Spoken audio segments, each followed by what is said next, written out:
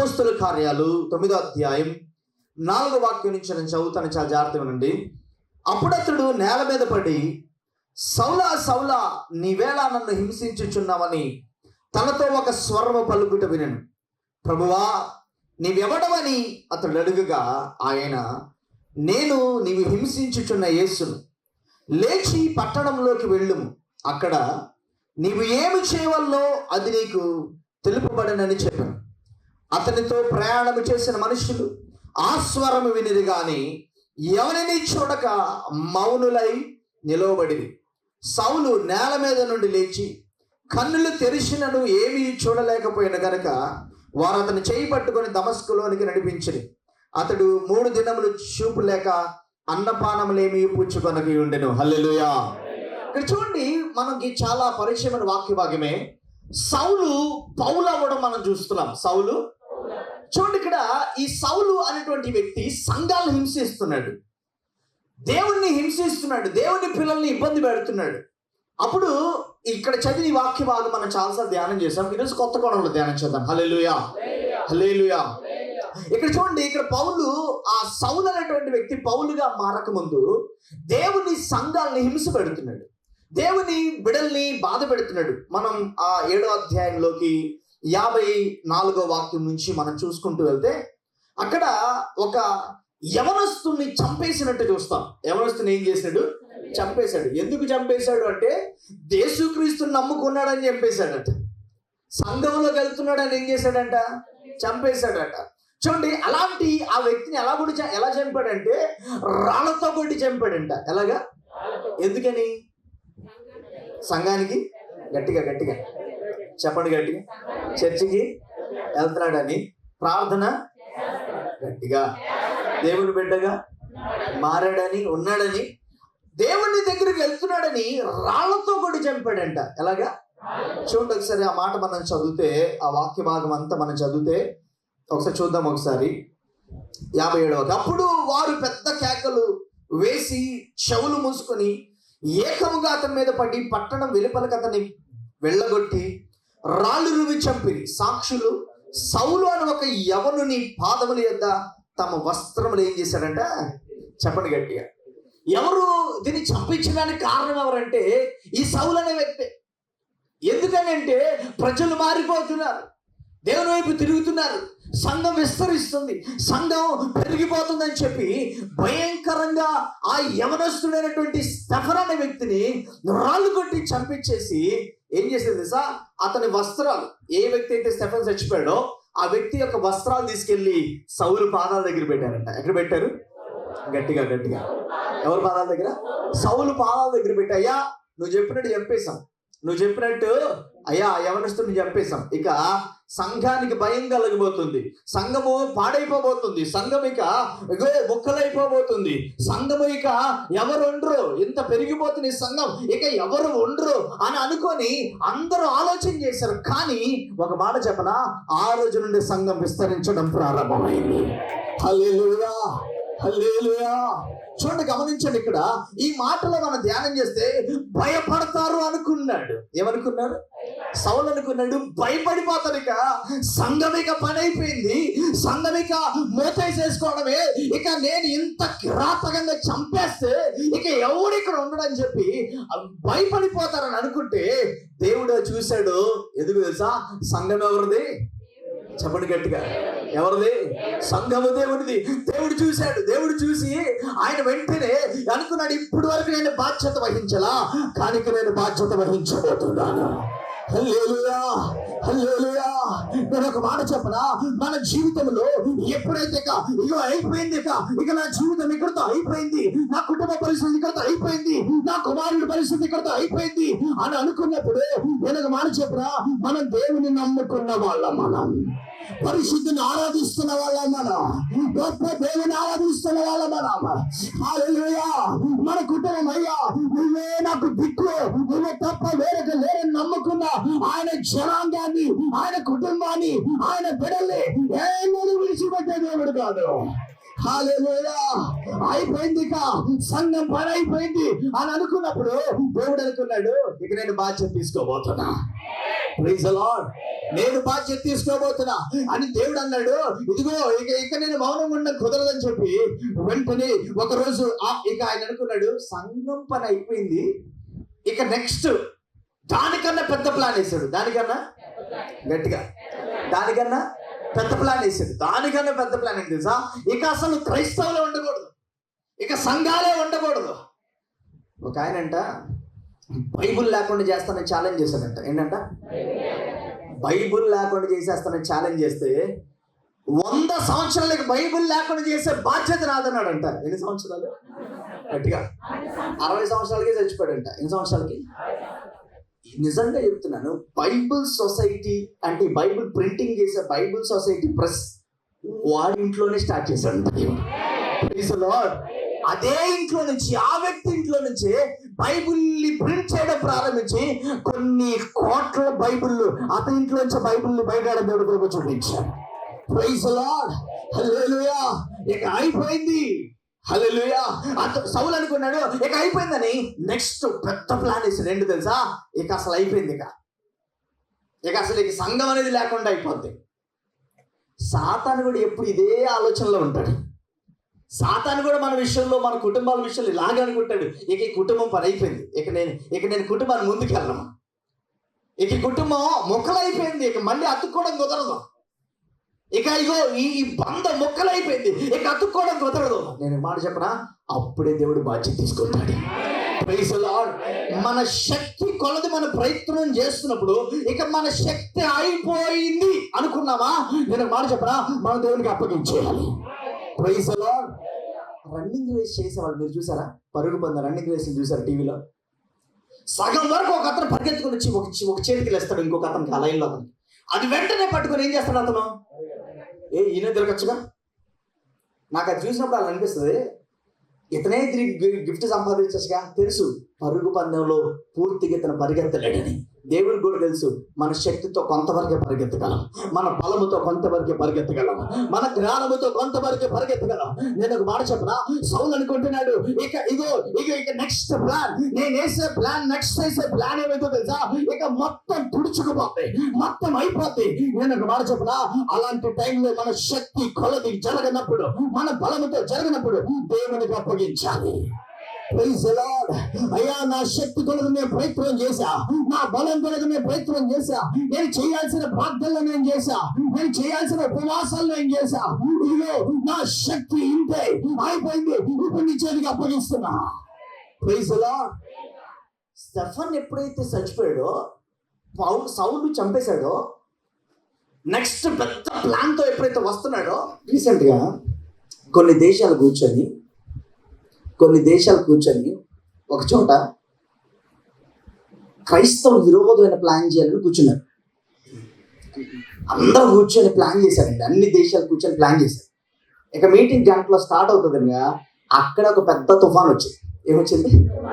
ఆ ప్లేస్లో వచ్చి మొత్తం లేపేసింది. మొత్తం నాకు తెలిసిన విజయవాడలో ఒక చర్చిలో కొంతమంది సంఘానికి విరోధంగా వచ్చి చర్చి గుమ్మంలో కావాలని పూజలు పెట్టారు. చర్చి గుమ్మంలో కావాలని. అది 11 ఆదివారం. ఇన్ని అది వాళ్ళు ఎలా టార్గెట్ చేశారంటే, చర్చిని ఆడుకున్న ఇంట్లో వాడితో బంధం పెట్టుకున్నారు. ఆ ఇంట్లో పూజ పెడతాం అన్నట్టుగా పెట్టి కావాలని పోలీస్ పర్మిషన్ తీసుకొని 11 వారాలు చర్చి గుమ్మంలో పూజలు పెట్టారు. కావాలని జనాలు వచ్చే వాళ్ళకి అడ్డం, వెళ్ళడానికి అడ్డం. పాస్టర్ గారు అన్నారు, ఎవ్వరు మాట్లాడమాకండి, మీరు మౌనంగా ఉండండి, దేవుడు ఎలా యుద్ధం చేయబోతున్నాడు మనం చూడబోతున్నాం. Praise the lord. ఇలా వెళ్తా ఉంటారు, పక్క నుంచి ఎగతాళి చేయడం, వీళ్ళు కామెంట్లు చేయడం, ఎగతాళి చేయడం, అపహాసం చేయడం, ఎగతాళి చేయడం. చూడండి, దేవుడు చూశాడు 2 వారాలు మౌనంగా ఉన్నాడు, 3 వారాలు మౌనంగా ఉన్నాడు. 4వ వారం మన దేశంలో మామూలుగా సుడిగుండంలాగా గాలి తిరిగింది. తెలుసా? అది ఎక్కువ మన దేశంలో, మిగతా దేశాల్లో ఇల్లు లేపుకెళ్ళిపోతుంది. ఆ 3వ వారం వాళ్ళు సంఘం చేతులు పట్టుకొని ప్రార్థన చేశారు. లోపల ప్రభా అద్భుతం చేయవా అని ప్రార్థన చేస్తే, కావాలని 4వ వారం ఏం చేశారంటే భోజనాలని చెప్పి ఇంతమందికి అన్నదానం చేయబోతున్నాం అని చెప్పి ఒక 2000 మందికి టేబుల్ వేశారు. ఎప్పుడు? ఆదివారం. ఎప్పుడు? గట్టిగా ఆదివారం మన కోసం దేవుడు వర్షాన్ని ఆపుతుంటే ఇలాంటి వాళ్ళు పెద్ద లెక్క. Praise the Lord. హల్లెలూయా, హల్లెలూయా. మొత్తం టేబుల్ వేసి భోజనాలు వేసి పెట్టారు. పెడితే సంఘం ప్రార్థన చేసి బయటకు వచ్చింది. నేను మాట చెప్పనా, దేవుని కృపల్ల కరెక్ట్ గంట ఇంకో ఆరాధన స్టార్ట్ అవబోతుంది. ఓ పెద్ద గాలి వచ్చి టేబుల్ లేపుతుందంట. దేన్నంట? కుర్చీలు అయితే ఎక్కడెక్కడ ఇల్లు పడిపోతున్నాయి తెలీదు. అక్కడ అర్థమైపోయిందంట, ఇక్కడ దేవుడు ఇదిగో ఇది దేవుడి పని. ఇది ఎవరి పని? చెప్పలు గట్టిగా. మనుషులైతే ఈ గాలి తేలేరు, మనుషుల అధికారం దీనికి పని చేయదు, ఇదిగో ఏది పని చేయదు. నేను మాట చెప్పనా, ఎప్పుడైతే ఆ కుర్చీలు లెగిసి గాలికి అవతల పడుతుంటే ఆ రోజు అనుకున్నారు, మీరు పక్షం ఉన్న దేవుడు గొప్పవాడు. హల్లెలూయా. 3 వారాలైంది, 4వ వారం నిశ్చయించుకున్నారు. 11 వారాలు కాదు, ఇక్కడ ఆపేద్దాం ఇది. హల్లెలూయా, హల్లెలూయా. ఈరోజు వాక్యం ఏంటో మనం గమనిద్దామా? దుష్టుడు ఏ రకమైన ప్లాన్ అయినా మన జీవితంలోకి రావచ్చు. వాడు వేసే ప్లాన్ మనకు అర్థం కాకపోవచ్చు, వాడు వేసే ఆలోచన మనకు అర్థం కాకపోవచ్చు. మన జీవితాన్ని బాగు చేయడానికి వాడు వేసే తలంపులు, వాడు వేసే ఆలోచన మనకు అర్థం కాకపోవచ్చు. కానీ మన పక్షాన సైన్యములకు అధిపతి దేవుడు ఉన్నాడు. ఆయనకి తెలుసు, ఆయనకి తెలుసు మన ఇంట్లో ఎవరు మనకి విరోధం కలిగిస్తున్నారు, మన బంధువులు ఎవరికి మనకి విరోధం కలిగిస్తున్నారు, సాతాను ఎవరిని వాడుకుంటున్నాడు ఆయనకి తెలుసు. ఆయన యుద్ధం చేస్తూ ఇక అంతే. హల్లెలూయా, ప్రైజ్ ది లార్డ్. చూడండి, సౌలు అనుకున్నాడు, నేను గనక నెక్స్ట్ వేసే ప్లాన్కి అయిపోయింది అని వెళ్ళాడు. అధికారం తీసుకున్నాడు గవర్నమెంట్ దగ్గర. సంఘాలను లేపేస్తాం, పాస్టర్లు ఉంచను, విశ్వాసాలను చంపేస్తాం. వాళ్ళు కూడా ఏం చేశారని సంతకం పెట్టేశారు. ఓ వెళ్ళిపో, చేసుకోపో, నీకు ఇచ్చేస్తున్నాం. పత్రం ఇలా పట్టుకునండి, భూప్రపంచం అంతా నా చేతిలోకి వచ్చేసింది అన్నట్టు ఫీల్ అయిపోయి గుర్రం ఎక్కువ వస్తున్నాడు. ఒక భయంకరమైన గర్వంతో వచ్చేస్తున్నాడు. వస్తూ ఉన్న దారిలో మనుషుడు అడ్డురాల, ఏ అధికారి అడ్డు చాపల, ఏ జీప్ అలా వచ్చి నిన్ను అరెస్ట్ చేస్తున్నావు అని చెప్పలా, పరలోకపు గవర్నమెంట్ చేతిలోకి తీసుకుంది. ప్రైజ్ ది లార్డ్, హల్లెలూయా. ఇక్కడ ఉన్న ప్రతి సంఘం, దేవుని చేత నడిపించబడుతున్న ప్రతి సంఘానికి దీని పైన అధికారం ఏంటి తెలుసా? పరలోకపు గవర్నమెంట్ కంట్రోల్లో ఉన్నాయి. Praise the lord. అందుకే దీన్ని ఎవరు ముట్టుకోలేకపోతున్నారు. హల్లెలూయా. పరలోకపు గవర్నమెంట్ అన్ని గవర్నమెంట్ లాగా కాదు, చేతికి ఏదో ఇస్తే మారిపోతా గవర్నమెంట్. Praise the lord. దేవుని మాట నిర్ణయం ప్రకారం జరిగిపోతూ ఉంటుంది. హల్లెలూయా. ఇక్కడ చూడండి, గమనించండి. ఇప్పుడు ఈ వాక్యంలో మనం ధ్యానం చేస్తే ఇక్కడ ఈ మాటలో ఆయన వస్తుండట ఒక్కసారి ఆకాశం నుండి ఒక గొప్ప వెలుగు పడిందంట. ఏం పడింది? ఏం పడింది? వెలుగు పడితే దాన్ని చూడలేక, ఏం చేయలేక, సూర్యుడిని ఇలా డైరెక్ట్ గా చూడగలిగిన వాళ్ళు ఉన్నారా? కళ్ళు నొప్పులు వచ్చేస్తాయి కదా 5 నిమిషాల్లో. ఒకళ్ళు కళ్ళులో గట్టిగా పెట్టుకొని చూసినా ఒక 5 నిమిషాలు నొప్పులు వచ్చేస్తాయి. సూర్యుడినే చూడలేకపోతున్నాం. కోటి సూర్య తేజస్సు కాంతి కలిగిన దేవుడు మన దేవుడు. Praise the lord. కోటి సూర్య తేజస్సు కాంతి కలిగిన దేవుడు ఆయన. ఎప్పుడైతే వెలుగు ఆయన మీదకి దిగి వచ్చిందో వెంటనే పడిపోయాడంట. అంత అధికారం పట్టుకున్నవాడు, అంత అధికారం కలిగిన వాడు, ఒకరిని చంపేశారని విర్రవీగినాడు. ఇదిగో ఎప్పుడైతే ఆ వెలుగు పడిందో ఆ వెలుగులో కళ్ళు తిరిగి కింద పడిపోయి వెతుక్కుంటున్నాడంట, నేను ఎక్కడున్నాను అని. నేను మాట చెప్పనా, దేవుని సంఘానికి విరోధంగా నిలబడిన ఏ ఆయుధము దేవుడు వర్తింపచేయడు. సౌలు అనే ఆయుధమైన ఏ ఆయుధమైనా పట్టాడండి. అక్కడ నుంచి ఒక స్వరం వెలుగులో నుంచి వినబడుతుంది తెలుసా? సౌలా సౌలా, నన్ను ఎందుకు హింసిస్తున్నావు? మనం చాలాసార్లు ధ్యానం చేశాం. సౌలు హింసించింది సంఘాన్ని, కానీ దేవుణ్ణి కాదు. కానీ యేసయ్య అంటాడు ఆ స్వరంలో నుంచి, సౌలా సౌలా, నీ వేళ నన్ను హింసిస్తున్నావు. ఇది ఈ జనరేషన్ కాంటెక్స్ట్ లో మనం తీసుకొని ధ్యానం చేద్దాం.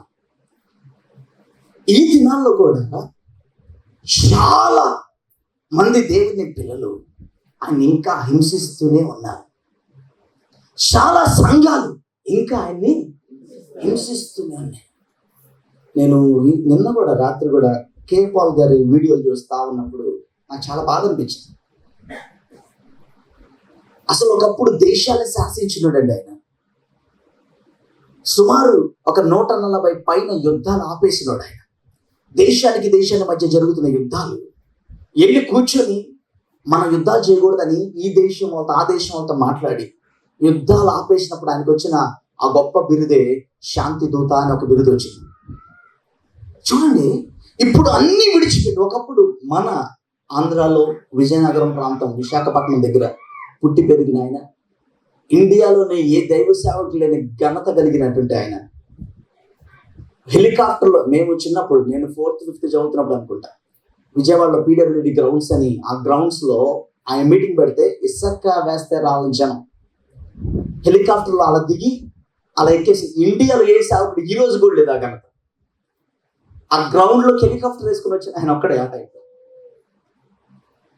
ఆయన వస్తుంటే మినిస్టర్స్ తో సహా, ఈవెన్ ఒక 10-15 సంవత్సరాల కిందట ఆయన ఆఫీస్ బయట అంతా మినిస్టర్లు ఉండేవాళ్ళు. మినిస్టర్లు ఎంత మంది వెయిట్ చేస్తూ ఉండేవాళ్ళు. అలాంటి ఆయన ఈరోజు వదిలేసి రాజకీయాలను తిరుగుతుంటే నిజంగా అది దేవుణ్ణి హింసించడమే కదా. నేను తప్పుగా ఆయన చెప్పట్లేదు, కానీ ఆయన విషయంలో మనకు దేవుడిచ్చిన పని, దేవుడిచ్చిన ఉద్దేశం, దేవుడిచ్చిన చిత్తం ఎప్పుడైతే వదిలేసి మనకు నచ్చినట్టుగా వెళ్ళిపోతామో, ఆ మాట చెప్పనా, అది దేవుణ్ణి హింసించడమే. సౌలా సౌలా నీవేళ నన్ను గట్టిగా, ఆ రోజు ఆ మాట అన్నటువంటి దేవుడు ఈరోజు అదే మాట మన విషయంలో కూడా అంటే ఏంటి ఒకసారి ఆలోచన చేద్దాం. దేవుని ఉద్దేశాలు దేవుని చేత దీవించబడి, దేవుని చేత పోషించబడుతూ, దేవుని చేత అద్భుతాలు పొందుకొని, దేవుని చేత సూచక్రియలు పొందుకొని, సాక్ష్యాలు పొందుకొని, దేవుని ద్వారా గొప్పగా దీవించబడి, పెంట కుప్ప నుండి దీనులు పైకెత్తువాడును నేనే అని చెప్పిన దేవుడు మళ్ళీ ఒక గొప్ప స్థితిలోకి తీసుకొచ్చి ఈరోజు నిలబెడితే మనకు నచ్చినట్టు బ్రతికేస్తుంటే, నేను మాట చెప్పనా, ఇదే మాట వేసా అంటాడు. ఏమో తెలుసా, సౌలా సౌలా నీవేళ నిన్ను హింసించుచున్నావు. ఒకసారి ఇదే పేరు పెట్టుకొని, సౌలు అనే పేరు దగ్గర మీ పేరు పెట్టుకొని ఒకసారి ఆ మాట పలకండి, లోపల ఎంత బాధ కలిగిద్దో తెలుసా. సౌలు అనే ప్లేస్ లో మీ పేరు పెట్టుకొని, నీవేళ నన్ను హింసిస్తున్నావు అని దేవుడు అడిగినట్టు ఒక్క మాట మనం ఒకసారి పలికితే లోపల ఎంత బాధ కలిగిద్దో తెలుసా. ఈరోజు చూడండి, మొట్టమొదటి దినాల్లో RCM చర్చ్ స్టార్ట్ చేసినప్పుడు ప్రారంభించిన ఆయన ఎన్ని ఉపవాసాలు ఉండి కట్టాడు ఆ సంఘాన్ని, ఎన్ని ఇబ్బందులు పడతా కట్టాడు ఆయన. ఈరోజు దాని స్థితి అంతా విగ్రహారాధన అయిపోయింది. అది దేవుని హింసించడం కాదా? 10 ఆజ్ఞల్లో మొదటి ఆజ్ఞ, నేను తప్ప వేరొక దేవుడు మీకు ఉండకూడదు. అదే 10 ఆజ్ఞల్లో పైన ఆకాశం అందే గాని, కింద భూమి అందే గాని, భూమి కింద ఉండి నీళ్ళ ఎందే గాని ఏ రూపమైనను ఏ విగ్రహమైనా మీరు చేసుకోనకూడదు, దానికి పూజించకూడదు, దానికి సాగిలు పడకూడదు. అదే ఆలోచనలో ఒక సిలువ దగ్గరికి వెళ్ళి మనం మోకాళ్ళు వేసిన అదొక విగ్రహారాధన. సిలువ శిక్షకు వాడారు కానీ సిలువని ఆరాధించిన దేవుడు ఎక్కడా చెప్పాల. నేను ఎప్పుడు చెప్తా, సిలువ పక్కన పెట్టి యేసుక్రీస్తున్న పక్కన పెట్టి ఎవరు మీరు ఆరాధిస్తారంటే మనం ఎప్పుడు చెప్తాం యేసయ్యని ఆరాధిస్తామంటే. మరి అప్పుడు సిలువ ఎందుకు రావట్లేదు? సిలువ ఆయన త్యాగాన్ని గుర్తు చేస్తుంది. Praise the lord. ఆయన కార్చిన రక్తపు త్యాగాన్ని, మన పాపముల కోసం కార్చిన రక్తపు త్యాగాన్ని గుర్తు చేస్తుంది తప్ప సిలువ జస్ట్ ఒక చెక్క మాత్రమే. ఒకవేళ దాన్ని చూసి మనం ఆరాధించాలని ప్రయత్నం చేసినా అది విగ్రహారాధన. మన దేవుడు ఆత్మ స్వరూపమైన దేవుడు. ఆయన హృదయంలో మనం ఏం చేయాలి తెలుసా? ఆయన్ని అనుభవించాలి, హృదయంలో ఆయనలో ఆనందించాలి, హృదయంలో నమ్మాలి. ఆత్మ స్వరూపమైన దేవుడు ఆయన ఉన్నాడు, ఆయన జీవిస్తున్నాడని మనం నమ్మితే అదే విశ్వాసం. గట్టిగా గట్టిగా ప్రైజ్ ది లార్డ్. చూడండి, గమనించండి, ఈరోజు మొత్తం విగ్రహారాధన.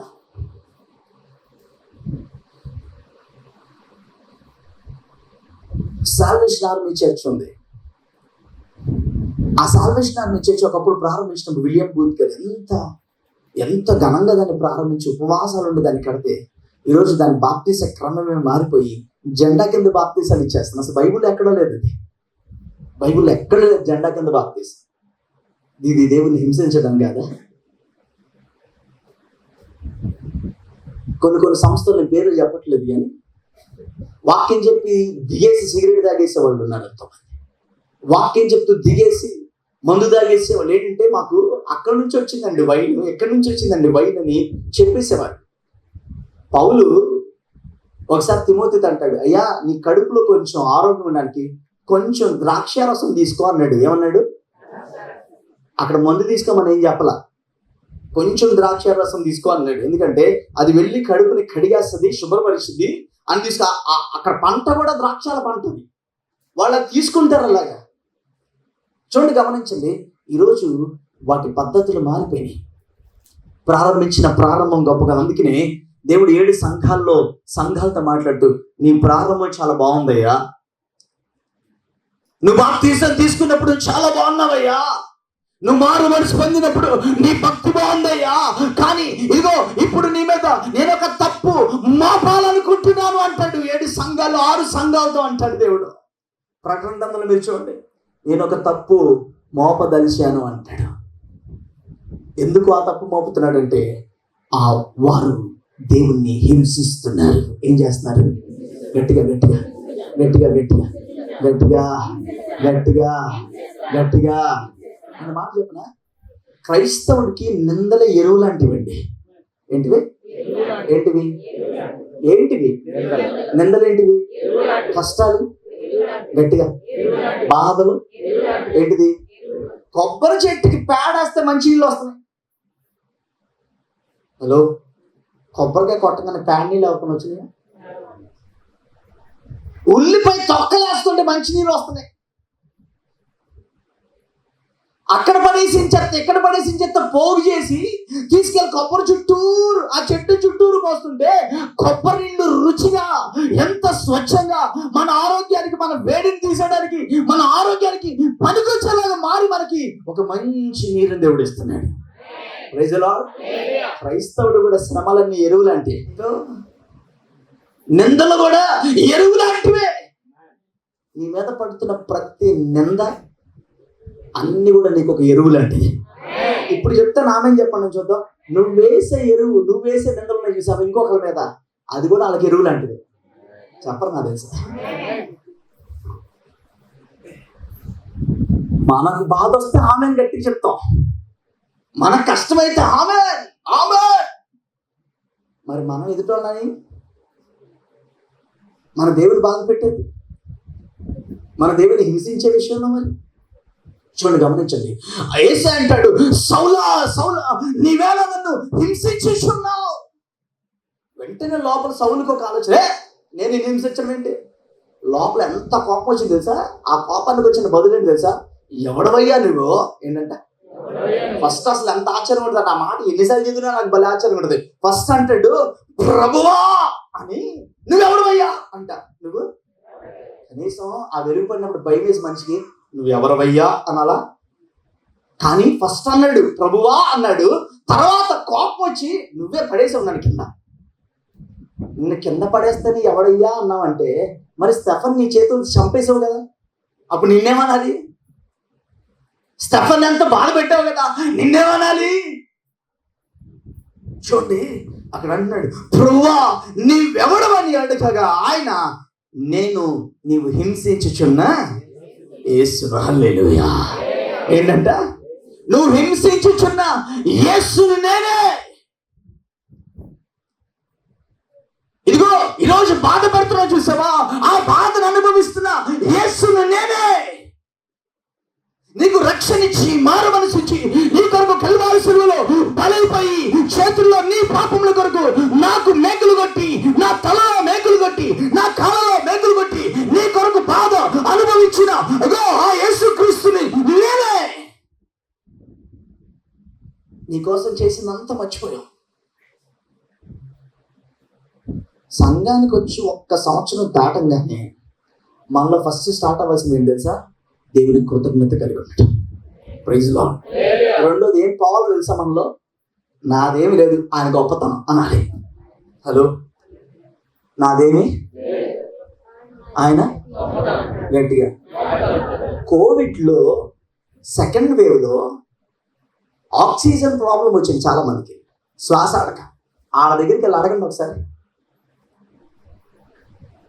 దేవుడు ఎంతగా ఆక్సిజన్ ఇచ్చి మనం బ్రతికిస్తున్నాడు ఒకసారి అడగండి. మనం అనుకుంటున్నాం అలా వెళ్ళిపోతుంది, గాలి వచ్చేస్తుంది అనుకుంటున్నాం. మనం జస్ట్ ఇక్కడ ఊపిరితిత్తుల దగ్గర దేవుడు అలా పట్టుకున్నాడు అనుకోండి, ఎన్ని సిలిండర్లు పెట్టినా ఏం అవుతాయి.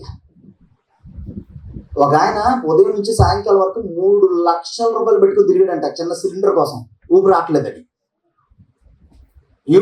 ఫేస్బుక్ లో నాకు ఊపిరి రావట్లే ఏం చేయాలి అని కామెంట్ పెడితే, స్టేటస్ అది పెడితే కింద చాలా మంది బోర్రగా పడుకో, నీకు ఆక్సిజన్ అందిద్ది, రకరకాల కామెంట్లు చెప్తే నేను చేశా కానీ అయినా నా వల్ల అవట్లా. దేవుడు శ్వాసను ఎంత ఉచితంగా ఇస్తున్నాడంటే, ఒక ఆయన ఒక్క దినం శ్వాస కోసం 3 లక్షలు పట్టుకుని తిరిగాడట. ఇన్ని మనం అనుభవిస్తూ ఆయన ఇంకా దేవుని బాధ పెడుతుంటే, ఇంకా మనం ఆయన ఇబ్బంది పెడుతుంటే, ఇంకా వేదన పరుస్తుంటే యేసు అనే మాట ఏం తెలుసా? నేను హింసించుచున్న యేసును నేనే. జీవితంలో ఒక్క మాట చెప్తాను, మన ద్వారా దేవుడు బాధపడనే పడకూడదు. హల్లెలూయా. మన ద్వారా గట్టిగా గట్టిగా గట్టిగా మన ద్వారా, కుర్చీలో వాళ్ళు కూడా గట్టి చెప్పండి, మన ద్వారా దేవుడు బాధపడకుండా చూసుకోవాలి. వయసు వచ్చిన తండ్రి మన దగ్గరకు వచ్చినప్పుడు, మనతో ఉన్నప్పుడు మనం ఎంత బాగా చూసుకుంటే మనకు అంత ఆశీర్వాదం. అలాగే మనం అన్ని పొందుకునే స్థితికి వచ్చేసి దేవుణ్ణి బాధ పెడుతూ ఉన్నాం అనుకోండి, సంఘాన్ని బాధ పెడుతూ ఉన్నాం అనుకోండి, అది ఇప్పుడు మనకు ఆశీర్వాదం కాదు. యేసు అంటాడు, నీవు హింసించుచున్న యేసును నేనే. సౌలును కాదు, నీవు హింసించుచున్న యేసును నేనే. ఆయన కింద పడంగానే ప్రభువా నువ్వెవడివి, నువ్వు చెప్పండి గట్టిగా. నేను మాట చెప్పిన, మన కోసం అంత భూమి మీదకి దిగొచ్చి, దేవుడే దిగొచ్చి ప్రాణం ఇచ్చి రక్తం ఇచ్చి, ఆయన చేతుల్లో మేకులు కొడుతున్న నరాలు దిగిపోయి, ఆయన తలలో ముళ్ళకిడ్ని పెట్టిన ముళ్ళు తలలోకి వెళ్ళి నరాలు పగిలిపోయి రక్తం గారి మన పాపముల కోసం అంత త్యాగం చేసి, బొచ్చు కత్తిరించి వాని ఎదుట గొర్రె పిల్ల మౌనంగా ఉన్నట్టు అన్ని దెబ్బలని కొడుతున్న మన కోసం ఆయన మౌనం నుండి భరించి ఆయన అంటాడు, ఒక్క ప్యాకెట్ మానే అంటాడు. ఏంటంట? హలో ఏంటి? ఒక ఖైదీ మానే అంటాడు. ఆ చిన్నది కూడా మనం చేయలేకపోతే ఇంకెందుకు ఈ ఆత్మీయత? ఆ చిన్నదే కదా. నేను వదలలేకపోతున్నానండి అన్నామంటే అది నీ తప్పేది, అస్సలు 100%. ఒక చిన్నది దేవుని కోసం నువ్వు వదులుకోలేకపోతుంటే, ఒక చిన్న విషయంలో నువ్వు దేవుని కోసం వదులుకోలేకపోతే, నేను చిన్నప్పుడు మా పెదనాన్నలు అనేవాళ్ళు, వాళ్ళు రింగు గీసుకొని కూర్చొనే రకాలు అనేవాళ్ళు. నాకు అర్థమయ్యేది కాదు. రింగు గీసుకొని అంటే ఆ రింగులోనే ఉంటారట. అరే బాబా, రింగ్ నుంచి బయటకు వస్తే నువ్వు బాగుపడతావు అన్నా, నాకు ఈ రింగే బాగుంటుంది. నేను మాట చెప్పిన, అందరూ వెళ్ళిపోతారండి మంచి మంచి స్థానాలకి, వాళ్ళు మాత్రం ఎన్ని సంవత్సరాలు ఆ రింగ్లోనే ఉంటారు. దేవుళ్ళలోకి వచ్చిన మనం, నేను మాట చెప్పిన, 10 సంవత్సరాల ముందు ఉండాలి జ్ఞానం విషయంలో. ప్రైజ్ లో 10 సంవత్సరాల ముందు ఆలోచించాను. ఈరోజు పరిచయ మీటింగ్ కోసం నేను నిన్న ప్రార్థన చేస్తాను, ప్రభా రేపు ఏం మాట్లాడాలి, పరిచయ మీటింగ్లో ఏం చెప్పాలంటే, దేవుడు ఇచ్చాడండి 10 జనరేషన్స్కి సరిపడా మాటలు ఇచ్చాడు దేవుడు. నిన్న సంఘంలో నువ్వు ఇంప్లిమెంట్ చేయాలి, లేకపోతే ఇవి నువ్వు తీసుకొని రాకపోతే 10 జనరేషన్స్ కాదు, నెక్స్ట్ జనరేషన్ కూడా బలంగా నిలబడదు సంఘం. దేవుడు ఎప్పుడు 100 సంవత్సరాల ముందు ఆలోచించేవాడు. 1000 సంవత్సరాలు ముందు జరిగే విషయాన్ని ఇప్పుడే ప్రకటన గ్రంథంలో రాసేసాడు. ఇప్పుడే రాసేసాడు. అంత జ్ఞానవంతుడు. ఆయన బిడ్డలు ఆయన వలె ఉండును గాక. Praise the lord. 50 సంవత్సరాలు వెనకాల కాదు. వచ్చినాను బ్రదర్, అప్పుడప్పుడు ఒక మాట అంటారు. ఆయన 1960 మనిషి అండి అంటారు. 1900 ఏంటంట, నాకు అర్థమేది కాదు ఎందుకు ఇలా అన్నారంటే. ఒకసారి అడిగా, ఏంటి బ్రదర్ అంటే, మనం ఎంత ఇది కరెక్ట్ అని చెప్పారు, ఇది తప్పే అంటారు. అరే బాబు, నువ్వు 2023లో ఉన్నావు, 23 లాగా ఆలోచించు అంటే. వాళ్ళ చెప్పుల షాప్కి కొంతమంది వస్తారు, చెప్పులు వాళ్ళ షాప్లో చెప్పులు మినిమం ఖరీదు 2,000, మాక్సిమం 10,000, 15,000 కూడా ఉంటాయి చెప్పులు. కొంతమంది వచ్చి ఎందుకు దీనికి 2,000 కట్టాలి మేము అంటే, కంపెనీ అది పెట్టింది నేనేం చేయను అంటాడు ఆయన. కంపెనీ ఆ రేటు పెట్టింది నేనేం చేయను, దానికి ఆ వాల్యూ ఉంది, అది ప్యూర్ లెదర్, ఒరిజినల్ లెదర్, మామూలుగా రబ్బర్ చెప్పులు కాదు, మామూలు చెప్పులాగే ఉందే, దీనికి 2,000 ఎందుకు అంటే ఏం చెప్తాడు ఇక ఆయన. మామూలు చెప్పులు గంట వేసుకుని నొప్పులు వస్తాయి, ఈ చెప్పులు 18 గంటలు వేసుకుని నొప్పి రావు కాళ్ళు.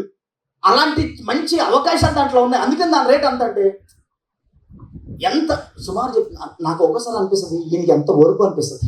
చెప్పి లాస్ట్కి కొంటాడంటే కొండో పెట్టి వెళ్ళిపోతాడు. మళ్ళీ ఆవిడ వెళ్ళిపోయినప్పుడు నేను అంటారు 1960 అండి, మనం ఎంత చెప్పిన అర్థం కాదు. చూడండి, గమనించండి, ఎప్పుడు దేవుడి పిల్లలు 10 సంవత్సరాల ముందు ఆలోచనలో ఉండాలి. నేను మాట చెప్పిన ఆశ గల ప్రాణాన్ని తృప్తిపరుస్తాడు. నువ్వు అలా ఆలోచించాలనుకుంటే ఆయన జ్ఞానంతో నింపుతాడు. ప్రైజ్ ది లార్డ్, హల్లెలూయా. వెర్రి జ్ఞానంతో నింపేవాడు దేవుడు కాదు, ఆయన పరిశుద్ధ జ్ఞానంతో, పరలోక జ్ఞానంతో ఆయన మళ్ళీ నింపే దేవుడు ఆయన. Praise the lord. ఈ లోక జ్ఞానం దేవుని దృష్టిలో వెర్రితనం అని రాస్తాడు పౌలు. మనకిచ్చే జ్ఞానం ఆయన అలాంటి జ్ఞానం ఇవ్వడు, మనకిచ్చే జ్ఞానం నెక్స్ట్ జనరేషన్స్ బ్లెస్సింగ్ గా మనం చేస్తాడు ఆయన. Praise the lord. ఇక అంటాడు, సౌలా నీవేలా నన్ను హింసిస్తున్నావు. నేను మాట చెప్పిన, నేను బైబిల్ కాలేజీలో చదువుకునేటప్పుడు సడన్ నోటీస్ బోర్డులో ఒకరోజు పేర్లు వేశారు, ప్రసంగాల పేర్లు, ఎవరు ఎప్పుడు ఏ డేట్లో ప్రసంగం చేయాలని. ఆ చార్ట్ పట్టగానే అందరూ పరిగెడతాం ఎవరెవరికి ఏ అవకాశం రెడీ అయిపోవడానికి. వెళ్ళి చూస్తే నా పేరు ఫస్ట్లో ఉంది. హలో, ఏంటి ఫస్ట్లో ఉందని చూస్తే ఈరోజు చూసా రేపు ప్రసంగం చేయాలి. ఇంగ్లీష్లో ఎప్పుడు ప్రసంగం చేయలేనే, అసలు ఎప్పుడు ప్రసంగం చేసిన అనుభవమే లేదు నాకు ఇంగ్లీష్లో. నాకు ఒక వారం ఉన్న గ్యాప్ బాగుండేది, 2-3 రోజులు ఉన్న గ్యాప్, రేపే నేను సార్, నేను ఫస్ట్ ఇయర్ స్టూడెంట్ సార్, నేను సీనియర్ని కాదు, ఫస్ట్ ఇయర్, నాకు ఇంకా 2 years ఉంది సీనియారిటీకి రావడానికి. నన్ను ఫస్ట్ ప్లేస్ వేశారంటే ఆయన ఏమన్నాడు తెలుసా, నీకు ఆ జ్ఞానం ఉంది, నువ్వు వాడుకో అన్నాడే. Praise the lord. నాకు అప్పుడు అర్థమైంది, ఓహో నాలో ఈ జ్ఞానం ఉందా, నాకు తెలియదు అప్పుడు వరకు. నేను అన్న అయినా నాకు గుండె దడ కొట్టేసుకున్నాయి. రేపు ప్రసంగం ఏంటి, మామూలుగా ఈవినింగ్ షాపుల్ సర్వీస్ అని ప్రేయర్ సర్వీస్ ఉంటుంది, దాంట్లో స్టూడెంట్స్ మాత్రం ఉంటాం. ఉదయం లిస్ట్లో, ఉదయం ఆరాధనలో టీచర్స్ అందరూ కూర్చుంటారు, ప్రిన్సిపల్ అందరూ కూర్చుంటారు, డీన్ అందరూ కూర్చుంటారు. వాళ్ళ ముందు ప్రసంగం చేయాలంటే అది తెలుగులో అయితే ఏదో చెప్తాను, 4 ఎడిదిప్పి ఏదో చెప్తాం. ఇంగ్లీష్లో ఏమొచ్చు, అసలు ఫస్ట్ ఇయర్లో ఇంగ్లీషే నేర్చుకోలేదు సరిగ్గా. నిజంగా ఆ రోజు అండి దేవుని దగ్గర మాట చెప్పాను. మా ఫ్రెండ్స్ అందరూ అన్నారు, ఒక పుస్తకంలో రాసుకో, ట్రాన్స్లేషన్ ఉంటుంది కదా, నువ్వు ఇది చెప్పేలోపు ఆయన ట్రాన్స్లేషన్ చేసి 2 రోజులు రెడీ అవ్వచ్చు. అందరూ బుక్స్ పెట్టుకొని మొత్తం కూర్చున్నారు. అంత సాయంకాలం వేసరికి అందరూ అమ్మో ఎల్లుండి నా ప్రసంగం, ఆ తర్వాత రోజు నా ప్రసంగం, మొత్తం పేపర్లు పెట్టుకుని కూర్చున్నారు. ఆ రోజు దేవుడితో మాట చెప్పు, ప్రభా జీవితంలో నేను కనుక ప్రసంగంతో నుంచుంటే ఒక చిన్న రెఫరెన్స్ రాసుకునే పేపర్ తప్ప వేరే బుక్ కూడా ఎప్పుడు పెట్టుకోనయ్యా, ప్రతి మాట నువ్వు పలకాలి. నా ఫస్ట్ ప్రసంగ రోజు నేను తీర్మానం చేసుకున్నాను, నువ్వు అద్భుతం చేయాలి ప్రభా. అసలు ఇంగ్లీష్ రాదు, ఏం చేయాలి అర్థం కావట్లా. ఆ రాత్రి ఉపవాసం ప్రార్థన చేసుకున్నా. ఉదయాన్నే వెళ్ళా, ప్రసంగం టైంకి సడన్ గా చెప్పారు, నువ్వు కాదు ప్రసంగం, గెస్ట్ వచ్చారు బయట నుంచి అన్నారు. అమ్మాయి అనుకుని అయిపోయింది కదా, నాది అయిపోయింది. ఇక లిస్ట్ అంతా అయ్యేసరికి నాకు 4 రోజుల తర్వాత వస్తుంది అనుకున్నాను. ఒకరోజు సడన్ గా ఆ లిస్ట్ లో మా సార్ రాలా. చూశారు ఈరోజు ఎవరు ప్రసంగం చూస్తే ఆయన రాలా. మరి ఎవరు చెప్తారు ఈరోజు అని అందరూ మాట్లాడుకుంటారు. టీచర్స్ అందరూ అడిగితే లేదండి నేను చెప్పలేమన్నా టీచర్స్. సడన్ గా మా ప్రిన్సిపల్ గుర్తొచ్చింది, మొన్న ఫస్ట్ ఎంట్రీ ప్రసంగం చేయలేదు కదా, పిలవండి ఆఫీస్కి అన్నాడు. ఎప్పుడు ఇంకో 10 నిమిషాల్లో. చూడండి ఎలా ఉంటుందో చూడండి ఒకసారి. నా టెన్షన్ ఇంకో 10 నిమిషాలే. నువ్వు ప్రిపేర్ అయ్యావుగా సార్, నేను పుస్తకంతో ప్రిపేర్ అవ్వాలా, నేను చెప్పలేను ఇంగ్లీష్లో అన్నా. నీకు ఆ కృప దేవుడు ఇచ్చాడు, నువ్వు ఎక్కువ స్టేజ్ అన్నాడు అంతే. నువ్వు ఎక్కుతావు ఎక్కవా. ఇంకా ప్రిన్సిపల్ గారు మాట్లాడితే నో అనే అవకాశం ఉంటుంది కాలేజ్లో. నో అన్నాం, అయిపోయాము. సరే అని చెప్పి చిన్న ప్రార్థన అండి, ప్రభా నీ మీద ఆధారపడి అడిగేస్తున్నా అద్భుతం చేయి. వెళ్ళి నుంచున్నా. ఎప్పుడు మామూలు ట్రాన్స్లేటర్లు ఉంటారు. ఆ రోజు ఒక పాస్టర్ ఐపీసీ సంస్థ నుంచి చాలా పెద్ద సేవకుడు ఆయన, మా కాలేజ్లో హైయర్ స్టడీస్ చదువుకోవడానికి వచ్చాడు ఆయన. ఆ రోజు అన్నాడు, హెన్రీ నేను ట్రాన్స్లేషన్ చేస్తాను నీకు. నేను అన్నా మీలాంటి సీనియర్ ట్రాన్స్లేటర్ నా అలాంటి జూనియర్ ప్రసంగాలు బాగోవు సార్, మీరు వద్దులేండి అంటే, లేదు నేనేం చేస్తాను. నుంచి కూడా నాకు తెలుసు అండి, మాటలు ఎలా వస్తున్నాయో నాకు తెలియదు, ఈ రోజు కూడా తెలియదు. పరిశుద్ధాత్మగా వాడుకున్నాడు. Praise Lord. హల్లెలూయా, హల్లెలూయా. నాలో ఈ టాలెంట్ లేదు, నా వల్ల ఇది కాదు, నా వల్ల ఇది జరగదని మనుషులమని మనం అనుకుంటాం. కానీ నేను మాట చెప్పిన, దేవుని మీద ఎప్పుడైతే మనం ఆధారపడతామో, ఆయన అనంత జ్ఞాని, ఆయన ఆశ్చర్యకరుడు, ఆయన అద్భుతకరుడు, ఆయన మీద ఆధారపడిన క్షణంలోనే ప్రతిదాన్ని తారుమారు చేస్తాడు ఆయన. హల్లెలూయా, హల్లెలూయా. ప్రసంగం మధ్యలో ఆపేసి ట్రాన్స్లేషన్ చేశాను, ఆపేసి కొంచెం స్లోగా చేయను, నేను ట్రాన్స్లేషన్ చేయలేకపోతున్నా అన్నాడు. నాకు అప్పుడు అనిపించింది, దేవుని మీద ఆధారపడితే ఉంటుందా? ప్రైజ్ లార్డ్, హల్లెలూయా. నేను మాట చెప్తున్న సంఘానికి, మనం దేవుణ్ణి బాధ పెట్టడం పక్కన పడేసి, దేవుణ్ణి హింసించడం పక్కన పెట్టి, దేవుణ్ణి బాధపరచడం పక్కన పెట్టి, మన కొరకు సిద్ధపాటు చేసి ఉంచిన జ్ఞానము కొరకు మనం ఎదురు చూడాలి. మన కొరకు సిద్ధపాటు చేసిన వాగ్దానాల కొరకు మనం ఎదురు చూడాలి. మన కొరకు సిద్ధపాటు చేసిన గొప్ప ఆశీర్వాదాలు, మన కొరకు సిద్ధపాటు చేసిన వాటిని మనం పొందుకోవడానికి ఎప్పుడూ సంసిద్ధంగా ఉండదు గాక. హల్లెలూయా.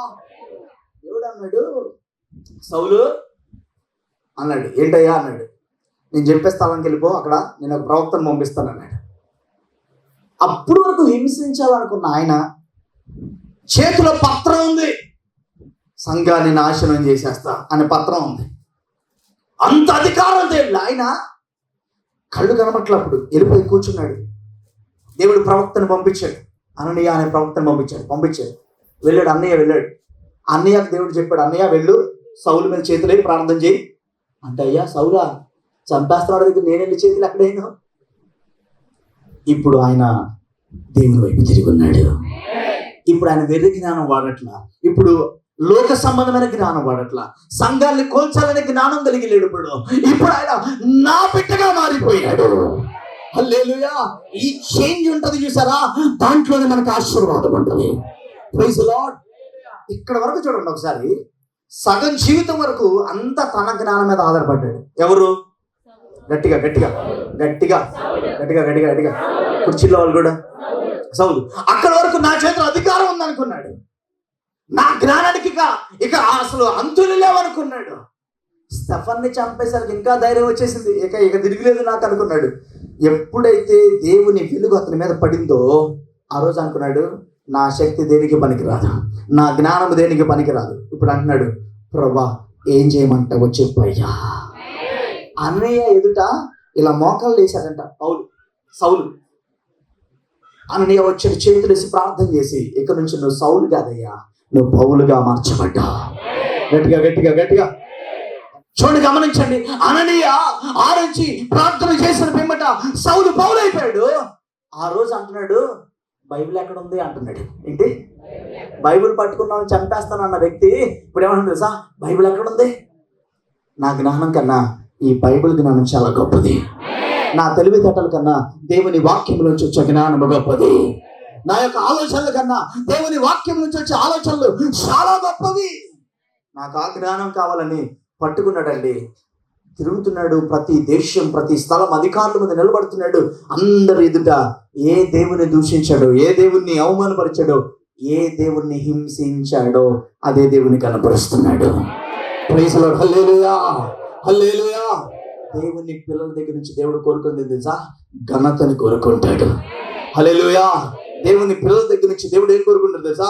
ఆయన గొప్ప ఘనతని కోరుకుంటాడు. ఆయన నన్ను ఎలా స్తుతిస్తున్నారు, నన్ను ఎలా ఘనపరుస్తున్నారు. Praise lord. సంఘంలో మనం నేర్చుకోవాల్సింది దేవుణ్ణి హింసించడం కాదు, దేవుణ్ణి ఘనపరచాలి. Praise lord. యేసయ్య అంటాడు సౌలుని, సౌలా సౌలా నీవేళ నన్ను గట్టిగా గట్టిగా గట్టిగా నీవేళ నన్ను హింసించుచున్నావని తనతో ఒక స్వరము పలుకుట వినెను. ఈరోజు దేవుని మనం హింస పెడుతున్నామా? దేవుని బాధ పెడుతున్నామా? దేవుని సంతోషపరుస్తున్నామా?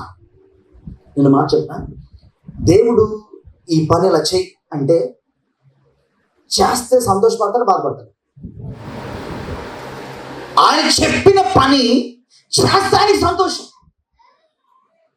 ఆయన చెప్పిన పని చేస్తుంటే మనం నమ్మకంగా చేసుకుంటూ వెళ్తే మనం ఎక్కలేని ఎత్తైన శిఖరాలను ఎక్కిస్తాడట. ప్రతి అడుగులో నువ్వు దేవుని హింసిస్తున్నావు అనుకోండి, ప్రతి అడుగులో దేవుని బాధపడుతున్నావు అనుకోండి, ప్రతి అడుగులో దేవుని దుఃఖపరుస్తున్నావు, ప్రతి అడుగులో, మన ఆత్మీయ జీవిత అడుగులో ప్రతి అడుగులో దేవుని బాధపడతాం అనుకోండి, ఆయన ఎలా హెచ్చించగలడు? హెచ్చించినా నువ్వు అక్కడికి వెళ్ళి కూడా ఆయన బాధపడతావు. అక్కడికి వెళ్ళినా నువ్వు దేవుని దుఃఖపరుస్తావు, పరిశుద్ధాత్మని దుఃఖపరుస్తావు. అందుకని మనం వేసే ప్రతి అడుగులో దేవుని మహిమపరచాలి. పక్కన చేయి చెప్పండి, నువ్వు వేసే ప్రతి అడుగులు దేవుడిని మహిమపరచాలి. దేవుని మహిమపరచని చెప్పండి. Praise Lord. మనం వేసే ప్రతి అడుగులో దేవునికి ఏం చేయాలి? గట్టిగా ఏం చేయాలి? గట్టిగా మహిమపరచాలి. మనం వేసే దేవునికి సంతోషాన్ని ఇచ్చామా చాలు. కొన్నిసార్లు దేవునికి సంతోషాన్ని ఇవ్వడానికి మనం బాధ కూడా పడాలి. ఏం చేయాలి? దేవుని సంతోషపరిచిన దాన్ని తీసుకొని సింహభోన్లు చేశారు, బాధపడ్డాడు. అక్కడ దేవుణ్ణి సంతోషపరచాలనుకున్న షడ్రక్ మేషక్ అబేద్నెగోని తీసుకెళ్ళి ఎక్కడేశారు? అగ్నిగుండంలో వేసేసారు. దేవుని సంతోషపరచాలనుకుని పౌల్ని తీసుకెళ్లి చెరసాలు ఎన్నిసార్లు వేశారు? వాడు ఎన్నిసార్లు బద్దలైపోయింది, సముద్రంలో ఎన్నిసార్లు ఈదేడు. చూడండి, దేవుని సంతోషపరిచే విషయంలో కొన్నిసార్లు మనం చంపుకుంటున్నప్పుడు బాధ ఉంటుంది, కొన్ని చంపుకుంటున్నప్పుడు బాధ ఉంటుంది, కొన్ని పడేటువంటి బాధకి దేవుడు ఖచ్చితంగా మనం బాధపడి దేవుని సంతోషపరిచామా ఖచ్చితంగా ఉన్నతంగా ఉంచుతాడు మనల్ని. Praise Lord. అలాంటి వారిని ఎన్నడూ చేయి దేవుడు విడిచి పెట్టట. Praise lord. గట్టిగా హల్లెలూయా, హల్లెలూయా. అండమాన్లో సేవకులు చెప్తారు, ఇప్పుడు విమానాలు వచ్చినాయి. ఒకప్పుడు ఓడ ప్రయాణాలు చేసినప్పుడు అంట దిగుతారో, ఆ గమ్యంలో దిగుతారో దిగరో కూడా వాళ్ళకి తెలియదట. సముద్రంలో మధ్యలోకి వెళ్తే తుఫాన్ వచ్చేస్తే ఆ కెప్టెన్ చెప్పేవాడట, పడవ నడుపుతున్న కెప్టెన్ అనేవాడట, అయ్యా ఏం జరుగుతుందో తెలీదు, రెడీగా ఉండండి అనేవాడట. సముద్రం మధ్యలోకి వెళ్ళిన గాలి వీచేదట, ఇటు వెళ్లాల్సినటువంటి ఓడ ఇంకో దారి మళ్ళించబడి వెళ్ళిపోయేదట పక్కకి.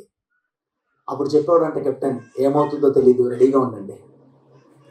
ఆ లోపల ఉన్న సేవకులు వారి గదుల్లోకి వెళ్ళిపోయి, అన్ని రూమ్స్ ఉంటాయి మొత్తం కూడా, కొన్ని వందల రూమ్స్ ఉంటాయి లోపలికి, ఎవరి గదిలోకి వాళ్ళు అందరూ భయపడిపోయి మాట్లాడుకుంటే సేవకులు, అక్కడ ఉన్న సేవకులు చెప్పాడు, వెళ్ళి వాళ్ళ గదిలోకి వెళ్ళి మోకాళ్ళు వేసి అంటే ప్రార్థన చేసేవాళ్ళట, ప్రభువా నీ చేతిలోనే ఉందయ్యా, మేము నీ పరిచయం చేస్తున్నాం అయ్యా, నిన్ను సంతోషపరుస్తున్నాం, మేము బాధపడుతూ ఈరోజు ప్రయాణం చేస్తాం, అద్భుతం చేయాలంటే ఆ పడవ గాలికి కొట్టబడుతున్న ఆ పడవ మళ్ళీ తిన్నగా వచ్చి నార్మల్గా వెళ్ళిపోయేదట.